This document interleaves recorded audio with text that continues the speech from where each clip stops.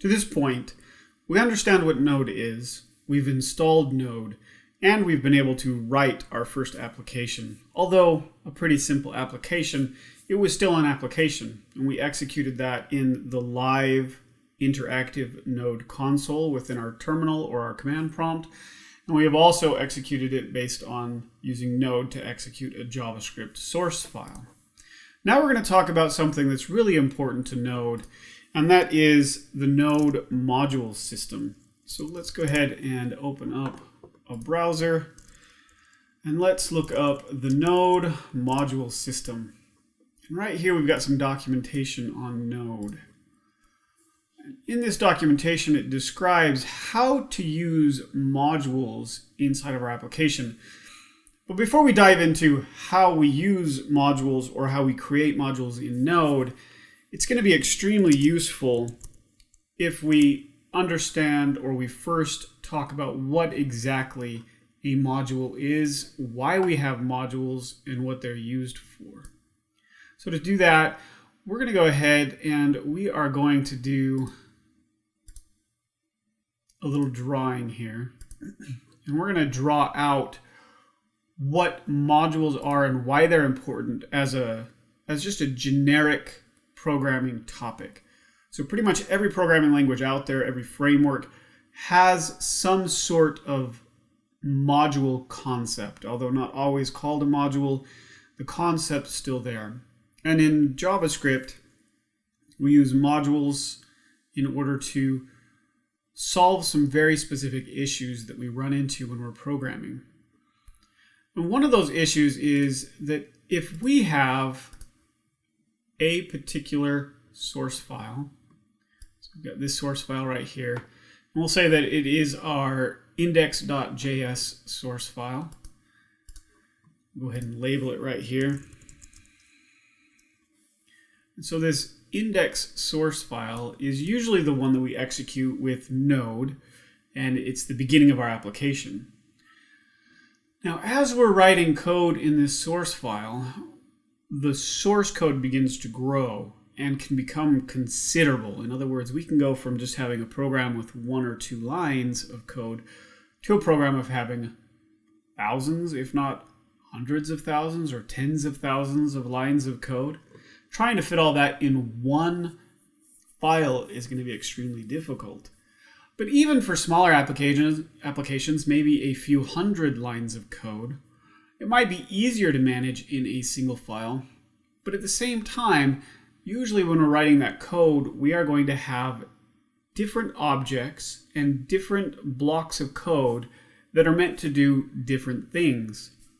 And a common practice in software development is to separate our concerns. In other words, in order to make our applications easier to take care of, to modify and alter, update, and correct bugs in them, if we have to go into a single file and search for the code we're looking for, it can become difficult and tedious, and it's open to a lot of potential errors because we're modifying everything inside of a single file.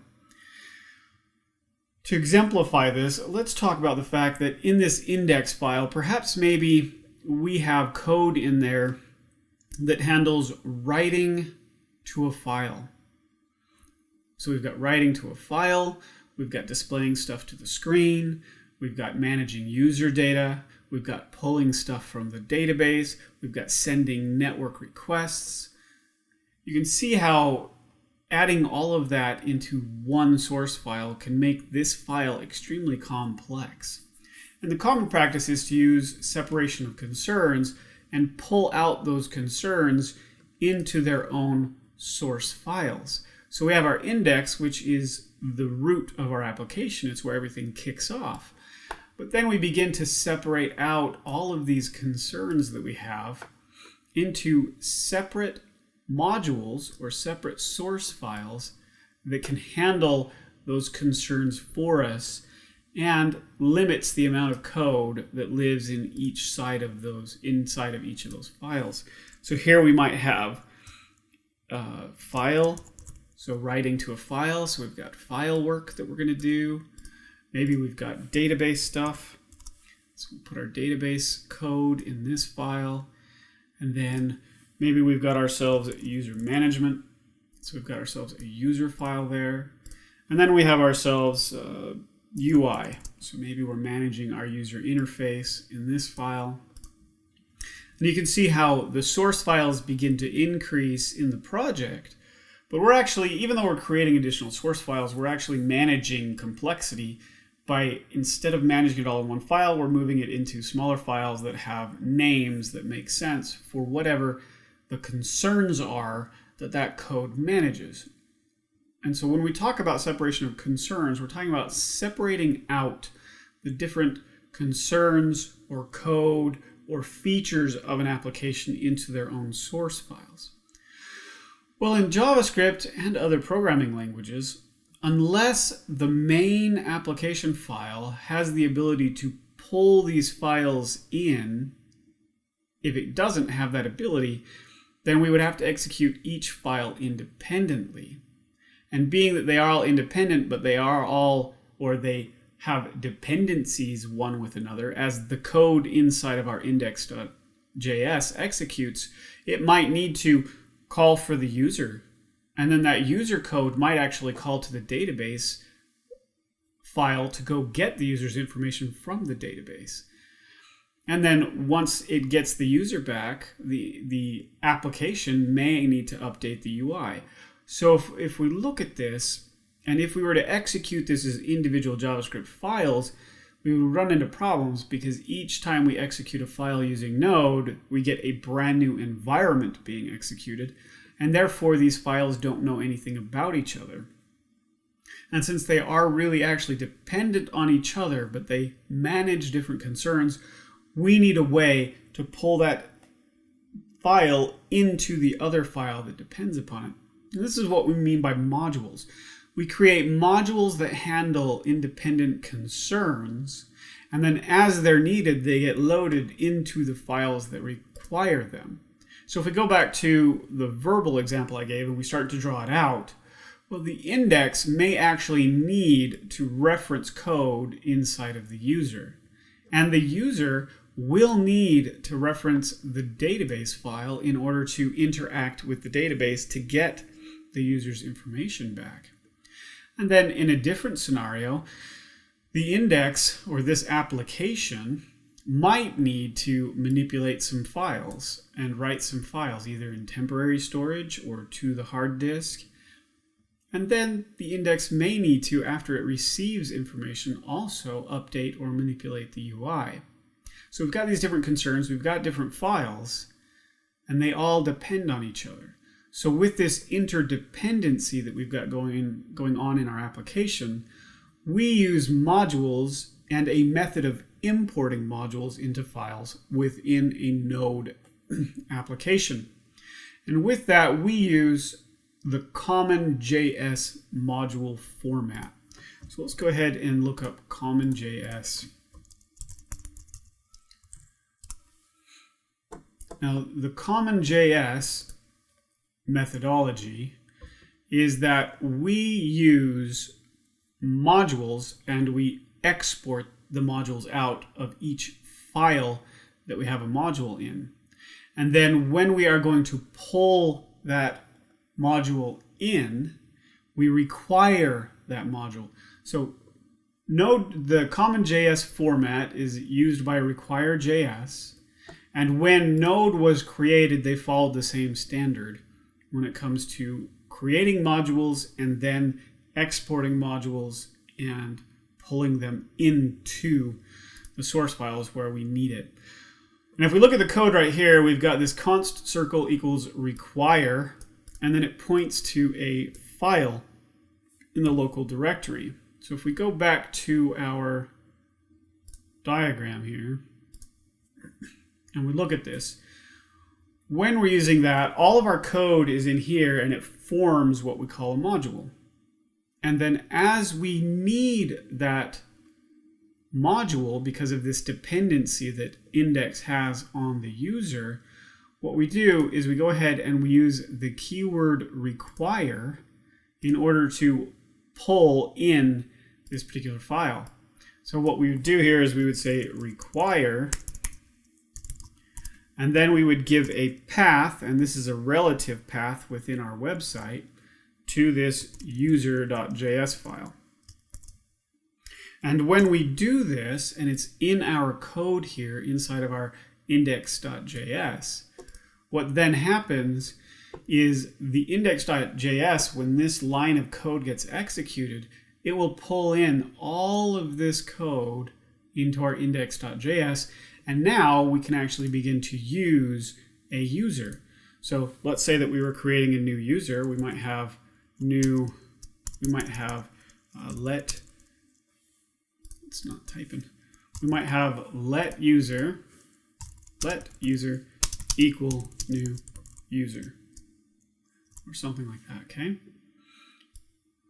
I'm just using some generic code here. It's not going to be perfect JavaScript syntax. So we've got let user equal new user. And so now we've got this user object that we can then use to do stuff. So maybe it's user.username, and we're going to put that in the UI somehow. Well, since we're going to try to put this in the UI, yet the UI code for updating and managing the UI lives inside of this script over here, we're going to need to require that particular file in. So to do that, we're going to go ahead and add another require to our application. So require, and again, we're going for a relative, and we've got a UI.js file. And when this code gets executed, we will now have the UI code available to us, and maybe we do something like this where we've got to have a new UI object. Oops, we gotta use an equal sign there. Equals new UI. And now we have access to our UI because we pulled that module in. So when this code gets executed, the code from UI gets dumped into our index, and now we can use it. So with a new UI as well as a user, we can actually take this code right here that we have. So let's, ooh, that's way too big. We need a much smaller eraser than that. Let's go ahead and change the size of that eraser. There we go. Now we'll go ahead and with that require, we can take the user and update the UI. So maybe our UI has an option on it where we can say UI dot show user name. We can say equals, and then we've got user dot username. Now, suddenly in our UI, we now can see this user's name because we had access to that stuff. Now, if we follow our example here, the user, in order to get this username, it actually depended on the DB. So if we don't import the database into our user, when we try to execute this code, it's going to blow up, or we'll have no value inside of username because it never got it from the database. So in order to make that happen, we would then, of course, over here under the user, we would require the DB module, so db.js, and that would be in our user file right there. And because we have that, we can now do something like let db equal new db. And now we've got access to the database. And then we can say let user equal db.getUser, something like that. And then it would return that user back. So now we fulfilled that dependency by pulling this module into user. And so now we have access to it in our code. Hopefully you're beginning to see the pattern here when it comes to how we can use modules in our JavaScript code inside of Node. And then if we've got our user right here, we've updated the UI, we imported the UI. The same thing would apply to the file and database or the file and I guess the file is the last one we have right here. If we were then going to write something to a file, we would simply add a new require to this. So let's go ahead and put in a require. So we've got a require, and then we would pull in file.js. Oops, we spelled file wrong. There we go. File.js. Now we have access to file. So then we could do let current file equal new file. And now we have access to a file. And then we could do current file dot write if that's a method, and then we can pass some stuff in there. Maybe we pass in user dot username.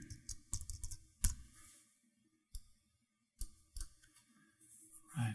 So hopefully this shows you the method or the concept of using modules to separate concerns out into independent files, and then through the require we can actually pull in that code for use inside of the file that depends on that other file.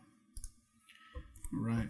So let's go ahead and let's do a little bit of that inside of Node, inside of a Node application right now. So let's go ahead and open up our Visual Studio Code.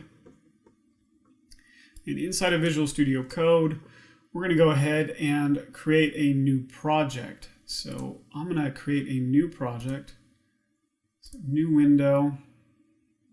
We're going to open a folder. And under dev, sandbox, this is where I like to keep stuff where I'm just playing around with the code. And let's do node require example. So that's going to be the name of our project. So go ahead and open that up. Now, in order for us to run Node directly or run our scripts directly against Node, we're going to go ahead and install a plugin. And the plugin we're going to do, so we're just going to look up Node, and then let's look at the plugins that we have available to us. Debug Nodes. Here we've got a node exec. So it execute the current file or selected code. So this looks like it's going to be the most useful tool for us. So we're going to go ahead and install that. And now we should be able to execute Node against what we're writing in our files. So with that installed, we're in our project right now. I'm going to go ahead and add a new file, and we're going to kind of follow the pattern that we had in our drawing. So we've got our index.js, which is going to be the root of our application. So here it is. And then if we go back to our, go back to our drawing right here, we've got ourselves the user and the database. We've got ourselves a UI and a file. So let's just do the index to the user and the user to the database so we can just show that using actual code. So we've got our index. So let's add another file and we'll just call it user.js. And then one more file, we'll call it db.js. Now, of course, we're not going to be putting in real code in here. But we are going to put some dummy and demonstration code in here to show how we would include these modules into index so that they can execute, and how to actually create modules to begin with. So if we go back to our documentation here, when we create a module right here, we use an object that has been provided to us called module and exports. And when we want to send the code from our module out so that it can be used by other people, we go ahead and we use the exports. So exports we can use if we are sending out individual functions for use outside of our library. We use module.exports if we are going to send out a single object or function out as a result of our module. And we'll see how to do that when we do the DB and the user. So let's start off with the user, and let's follow this pattern. And let's say that we are exporting simply a new user object. Now, if you don't understand all of this syntax, what I want you to really focus on is the concept of modules. So we're going to go ahead and maybe we should just do just functions and just do regular exports of functions and see how that works. We've got our user object is the first one that gets pulled in, and then the user object has the dependency on database. So we'll go to our DB, and let's create the first export of our module. And we can say exports. You got to have an S on there because we're talking about multiple potential exports that we're sending out. So exports.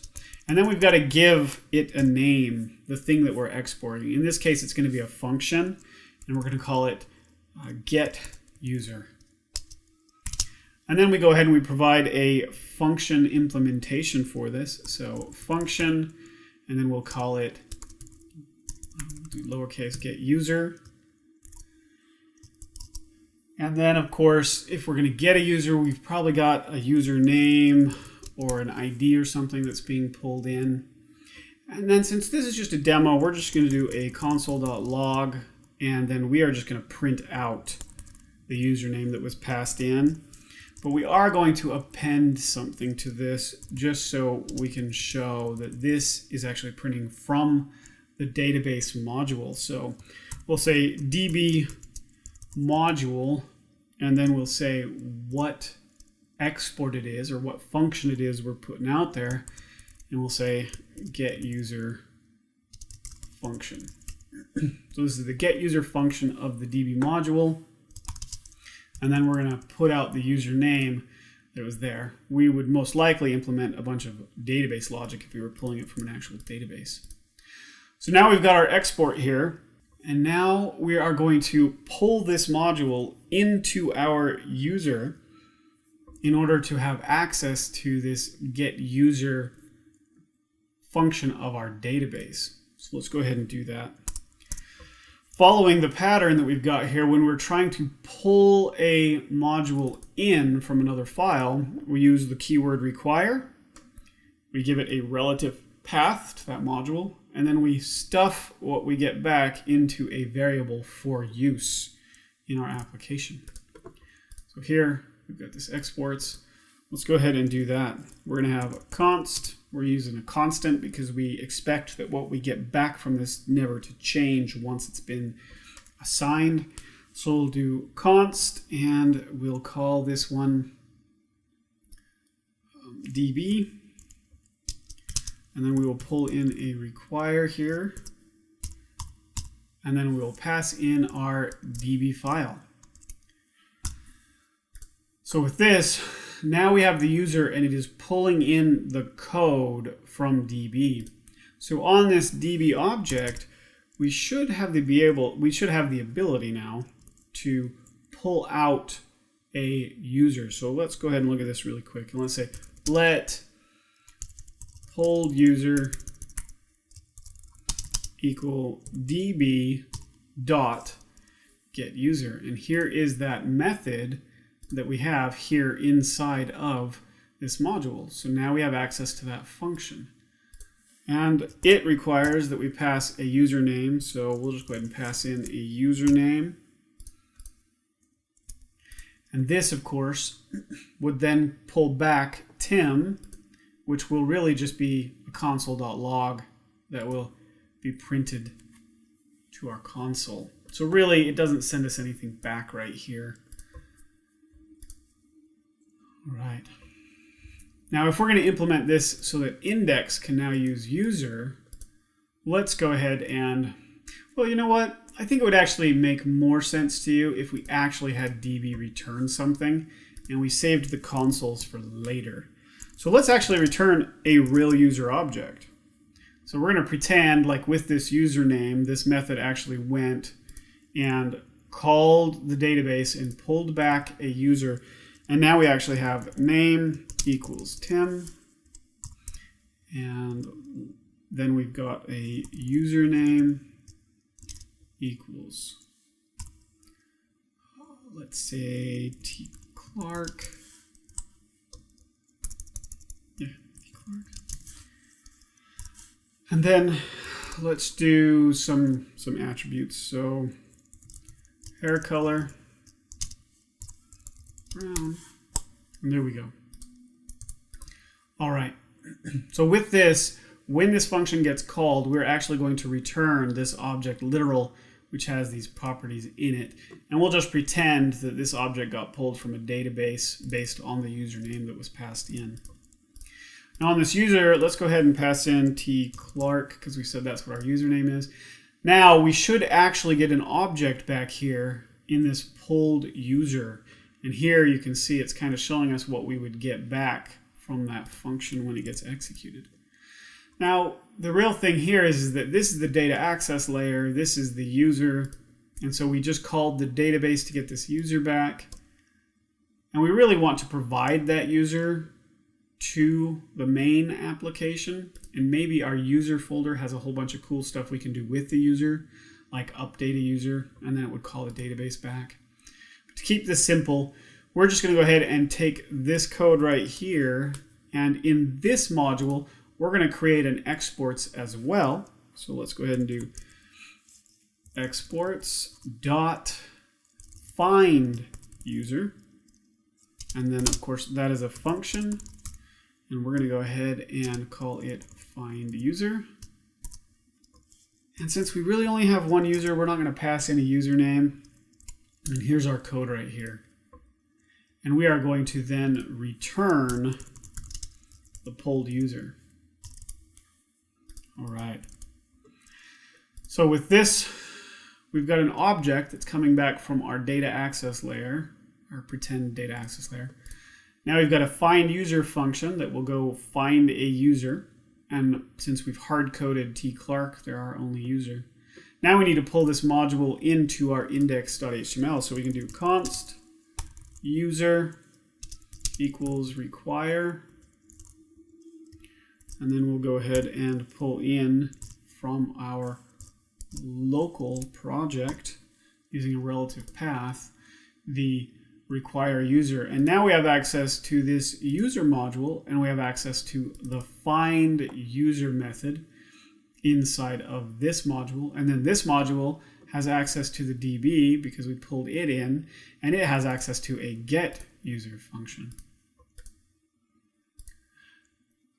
So inside of our index, we can now go ahead and say let current user equal user.findUser. And because we're not requiring anything to come in, we're just going to go ahead and call that function with no parameters.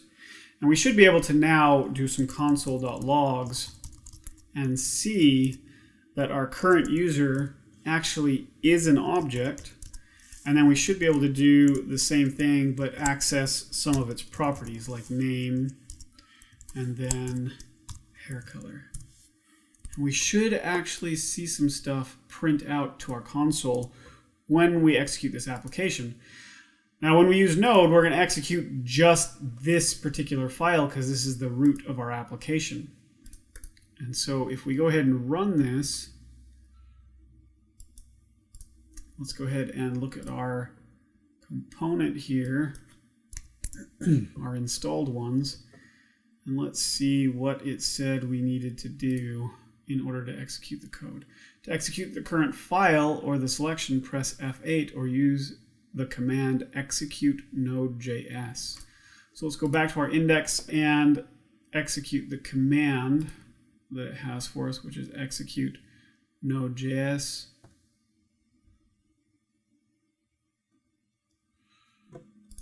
Right. Let's see.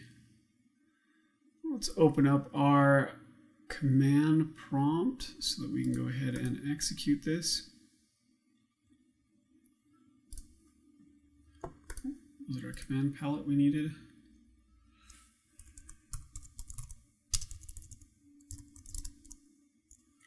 Right.